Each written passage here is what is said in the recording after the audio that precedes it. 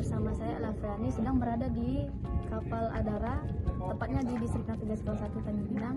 Dan di sini ada Bapak dengan Pak Ridwan dan Pak tadi dengan teman saya Frans dan Tristan Fernando. Untuk mengatasinya makanya harus semangat dulu.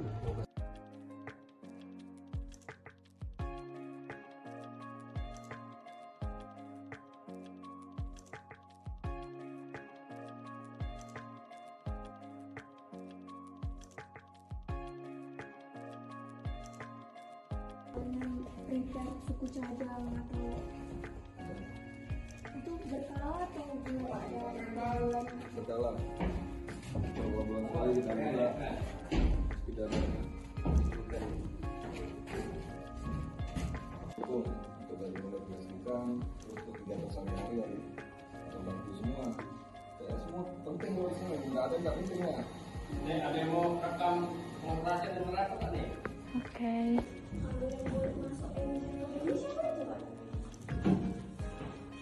Boleh masuk.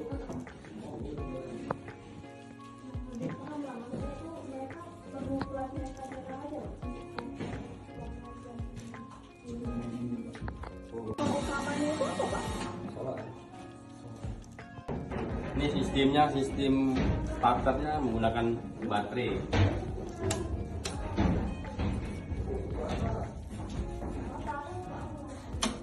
Jangan kaget ya. Jangan kaget.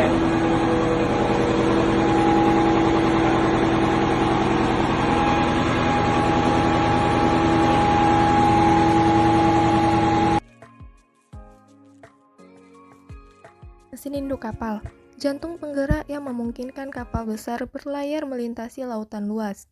Pada umumnya, mesin ini menggunakan mesin diesel yang terkenal akan kekuatannya dan efisiensinya. Mesin diesel bekerja dengan prinsip pembakaran internal. Udara dan bahan bakar dihisap ke dalam silinder, dikompresi, dan kemudian dinyalakan oleh panas dari kompresi itu sendiri. Proses ini menghasilkan tenaga besar yang menggerakkan baling-baling utama kapal. Mesin diesel memiliki keunggulan dalam hal keandalan dan efisiensi bahan bakar. Inilah yang membuatnya menjadi pilihan utama untuk kapal-kapal besar seperti kapal kargo dan kapal penumpang. Dengan konsumsi bahan bakar yang lebih rendah, biaya operasional dapat ditekan tanpa mengorbankan performa. Namun, mesin induk kapal bukan hanya soal kekuatan. Perawatan rutin dan pemeliharaan yang tepat sangat penting untuk memastikan mesin ini tetap berfungsi optimal. Pemeriksaan berkala, penggantian suku cadang yang aus, dan pengawasan kinerja mesin selama beroperasi adalah bagian dari rutinitas perawatan.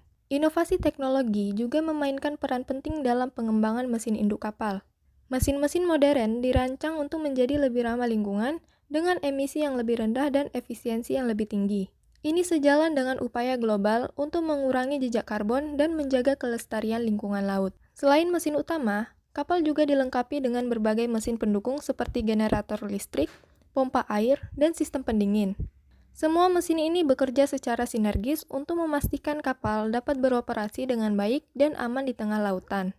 Dengan terus berkembangnya teknologi dan inovasi, masa depan transportasi laut menjadi semakin efisien dan berkelanjutan. Mesin induk kapal yang handal dan efisien adalah kunci untuk memastikan bahwa kapal dapat berlayar dengan aman dan efisien, membawa barang dan penumpang ke tujuan mereka ke seluruh dunia.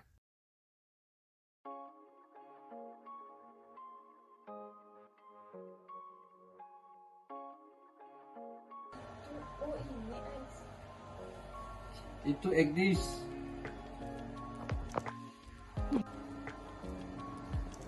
Peraturan belum tahu Pak. Peraturan pemerintah nomor 5 tahun 2010. Ya ini kan Manualnya ada, manual booknya. Jangan-jangan juga tak tahu. tahun 2010. Tentang angkutan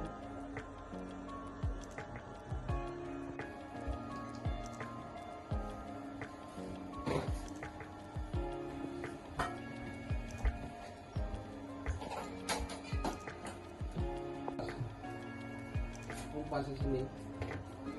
Kita bisa lihat kompasnya di atas, kompas magnet.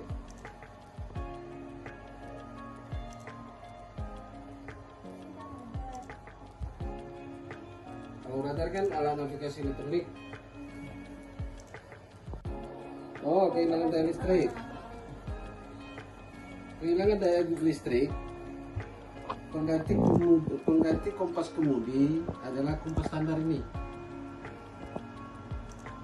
Perhitungan keakurasiannya apa Bu? Susah. Kalau mau hitung, nah itu kita masuk ke ilmu pelayaran.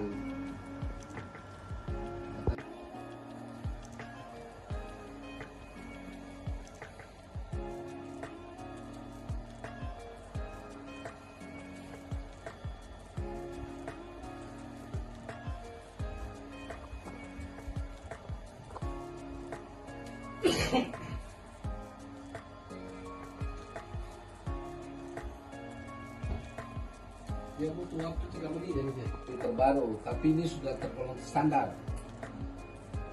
sesuai dengan apa namanya ukuran kapalnya. Ini kan GT-nya 550,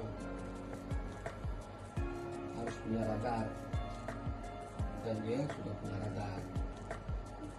Nah kalau di pemerintahan bukan berarti kalau sudah ada yang terbaru maka kita ganti, enggak, karena nanti itu larinya pada kepala kantor. Dia kan pertanyakan kenapa rusak, rusaknya apa, kapan rusaknya, buat berita acara. Kalau dia nggak yakin dengan itu maka dia tidak mau ganti. Itu sistem di kantor. Karena barang ini pengadaan nanti masuknya anggarannya, bukan anggaran rutin. Tapi kalau untuk pemeliharaannya masuk dalam anggaran rutin. Itu. Atau kira-kira kurang keterangannya atau gimana? Mungkin banyak nggak Pak yang terbaru lagi daripada ini?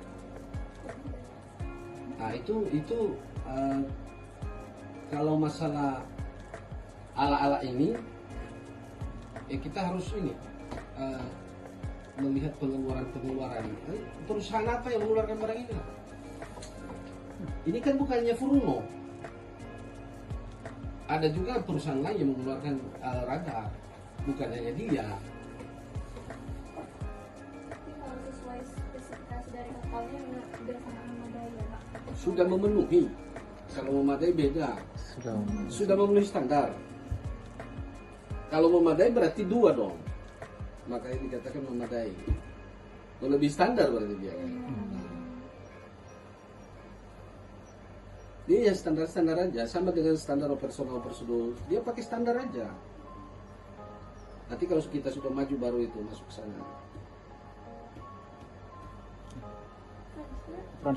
Oh, gini Pak, izin bertanya Pak, selama pengalaman Bapak ini berlayar lah gitu kan, kira-kira ada nggak contoh yang pernah, ini kan kalau pengemudi ini kan sangat istilahnya, kalau rusak gitu agak apa lah gitu, sensitif lah di bagian kapal, atau di steering room. Sangat vital. Iya sangat vital, atau di steering Karena room. kemudi itu adalah salah satu alat yang mengendalikan kapal ini, alat utama dia. Steering room baru di radar blade itu kan, steering room itu terhubung dengan radar blade baru ke dalam kemudi. Selama Bapak betul itu ada nggak mengalami kendala seperti itu? Belum ada. Belum ada. Dan kalau saya jauh lagi lebih lanjut, itu tanggung jawabnya orang mesin, Oh, kepala kamar mesin, chief engineer. Harus dia bisa memberikan pertanggungjawaban kepada saya. Dia tidak bisa ngarang-ngarang itu, karena itu semua ada ukurannya. Maksudnya ukurannya itu begini, kan steering room, ya, maka di situ ada mesin kemudi, ya, Pak. ya kan? Pengecekan berkalanya bagaimana? Kan saya tanya. Ini kan sistem kemudinya hidrolik, olinya dicek-cek nggak? Kalau olinya tetap segitu, maka tidak ada kebocoran. Berarti dia lihat dulu bukunya, buku sistem hidroliknya gimana. Kemarin memang saya pernah ajukan perbaikan. Tapi itu